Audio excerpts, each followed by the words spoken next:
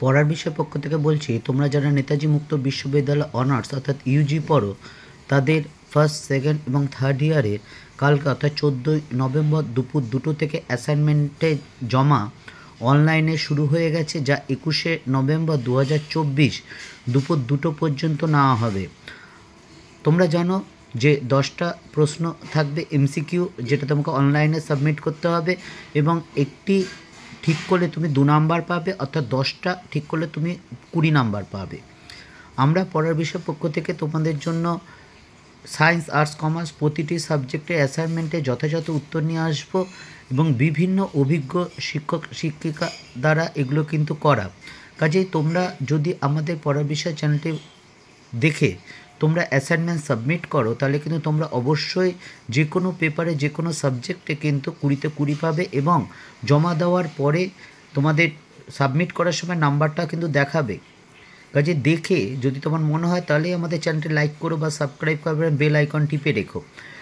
আমাদের প্রত্যেকটা অ্যাসাইনমেন্টে কিন্তু আমরা অনলাইনে দিয়ে দেবো। আমাদের কোনো অনলাইনের বা কোনো কিছু, বুঝতেই পারছো কি বলতে চাইছে, কোনো ব্যাপার নেই।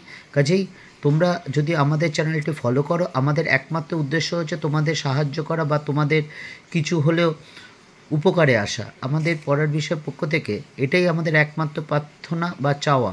কাজে তোমাদের যদি ভালো লাগে তাহলে চ্যানেলটি লাইক করো, বা উপকার যদি হয় তাহলে কিন্তু চ্যানেলটি লাইক করো, সাবস্ক্রাইব করো এবং বেল আইকন টিপে রাখো। প্রত্যেকটা উত্তর, যেমন ধরো 3-এর উত্তরটা, 2-এর উত্তরটা তালব্য ব্যঞ্জন কিভাবে উচ্চারিত হয়, এটা 4টে অপশন আছে। তার মধ্যে একটা, যে অপশনটা উপরের পার্টির দাঁতের পশ্চাতে সংলগ্ন হয়ে তালুর উপরের অংশ স্পর্শ করে, এইটাই সঠিক উত্তর।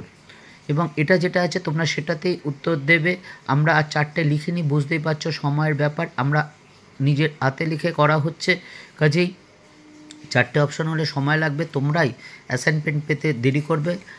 অনেক শিক্ষার্থী কিন্তু বলছে স্যার এটা দিন ওটা দিন, কাজেই সেজন্য আমরা একটু, বুঝতে পারছো, তাড়াহুড়ো করছি, রিডিং পড়ছি না, আমরা সব কিছু তোমাদের দেখিয়ে যাচ্ছে।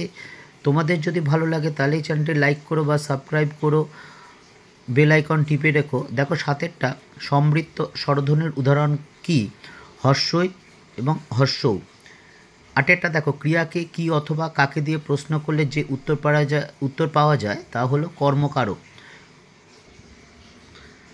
9টা দেখো, বান্টু যে মহাদেশের ভাষা তা হলো আফ্রিকা। এবং 10 এবং শেষের প্রশ্নটা, নিম্নলিখিত কোনটি জটিল বাক্যের উদাহরণ? এখানে 4টে বাক্য আছে, এবং তার মধ্যে যেটা হচ্ছে, কালি যদি ছুটি পাই তাহলে বাড়ি যাব, অর্থাৎ এইটা কিন্তু জটিল বাক্য।